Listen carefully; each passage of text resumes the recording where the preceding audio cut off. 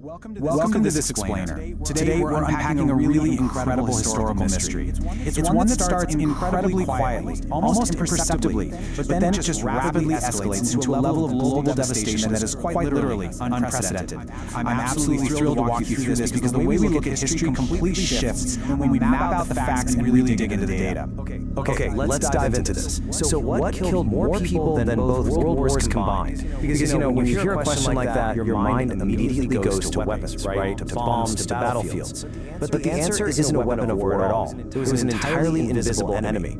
We are talking about the 1918 pandemic. Section 1. The Silent Invasion. The surprising origin of the 1918 pandemic. So, picture this. It's March 1918. The whole world has its eyes fixed on the bloody, muddy trenches of Europe because World War I is raging. But the real threat, the absolute most lethal enemy of the era, it wasn't over there at all, and actually started quietly, right in the heart of the American Midwest. At Camp Funston, Kansas, a single army cook named Loring Minor reported to the infirmary with just a headache and a fever. Well, by noon, 100 soldiers were sick, and by the end of the week, thousands. From there, these young men were packed onto World War I troop ships heading over to Europe. These ships practically became floating coffins, delivering this virus directly into the lungs of a global population that was already severely weakened by war. The micro literally became macro in a matter of weeks. Part 2. Biology of a killer. Why the 1918 virus was different. Now, this wasn't your standard seasonal illness that makes you stay in bed with some chicken soup. No, this was an aggressive H1N1 bird flu variant with a genuinely terrifying biological anomaly. Normal flu typically targets the very young and the very old, folks with weaker immune systems. But the 1918 flu, it specifically targeted strong, healthy 20 to 40-year-olds. It had this devastating preference for people in the absolute prime of their lives. And you really have to wonder, why on earth would a virus prefer the strongest among us? Well, the answer is what's known as a cytokine storm. This is basically a violent immune system overreaction that floods the lungs with fluid, causing victims to quite literally drown on dry land. Because these 20 to 40-year-olds had such incredibly robust immune systems, the virus triggered their bodies to just completely overreact. Their powerful immune systems actually betrayed them. Patients would develop this condition called cyanosis, where their skin turned a deep, bruised blue color, simply because they were gasping for oxygen and just couldn't reach their blood. It's a truly horrifying reality of human biology. Section 3. The Great Deception. How human folly fueled the fire. Now, what's really interesting about this is if a virus was this deadly, you'd think the world would immediately grind to a halt to stop it, right? But human decisions, specifically wartime decisions, actually made the catastrophe exponentially worse. Leaders in the U.S., Britain, and Germany aggressively censored the news to maintain wartime morale. They purposefully hid the truth. They just couldn't let their enemies know their armies were dying from within. But neutral Spain, they had absolutely no reason to hide the bodies. So when the Spanish king, Alfonso XIII, fell ill, the Spanish press just reported it openly. And because the rest of the world only heard about the illness from the Spanish press, they unfairly branded it the Spanish flu. It's this massive historical misnomer, born completely out of wartime censorship, for a virus that likely started right in the American heartland. And here's where patriotism turns truly deadly. Look at this tragic irony. In Philadelphia, despite totally desperate warnings from local doctors, the city went ahead with a massive Liberty Loan parade to sell war bonds. 200,000 people stood shoulder to shoulder in the streets. The result? Within 72 hours, every single bed in all 31 of the city's hospitals was completely full.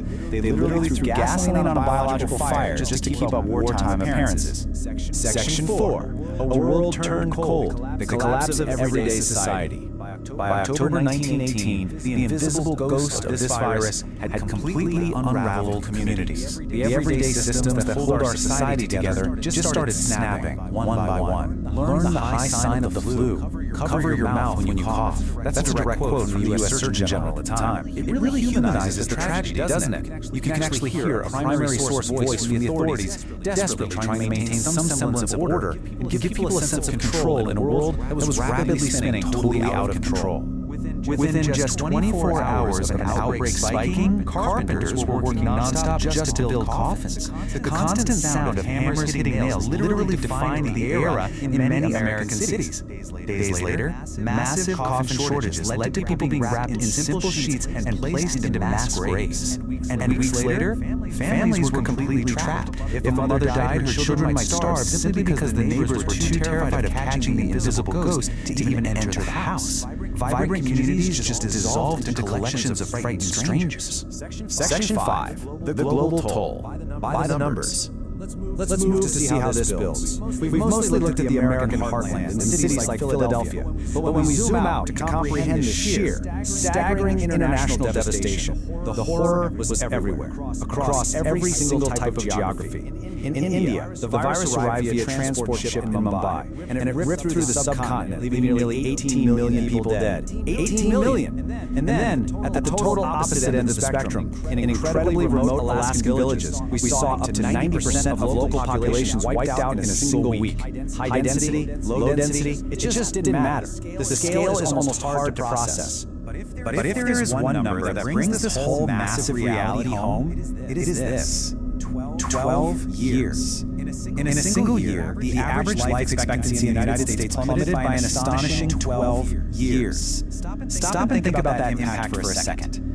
That represents the most concentrated death toll in the entirety of human history, all happening in the blink of an eye. Section 6. The Lingering Ghost. The Legacy of the 1918 Pandemic. So by 1920, the immediate catastrophe finally started to resolve. The virus rapidly mutated into a far less lethal form and slowly faded from the headlines. But out of this immense darkness came massive structural shifts that actually protect us today. This specific catastrophe birthed the modern public health systems we rely on. It taught us about and normalized social distancing. It proved the immense importance of masks, and maybe most critically of all, it highlighted the absolute danger of government silence and censorship during a health crisis. The very tools we rely on today to fight outbreaks, they were forged directly in the fires of 1918. But here's the thing. The biological ghost never completely vanished. The descendants of the 1918 virus are actually hidden inside every seasonal flu shot you get today. It's shocking, right? We spent 100 years basically forgetting this pandemic, treating it like this tiny historical footnote, while its biological descendants are still actively circulating among us right now.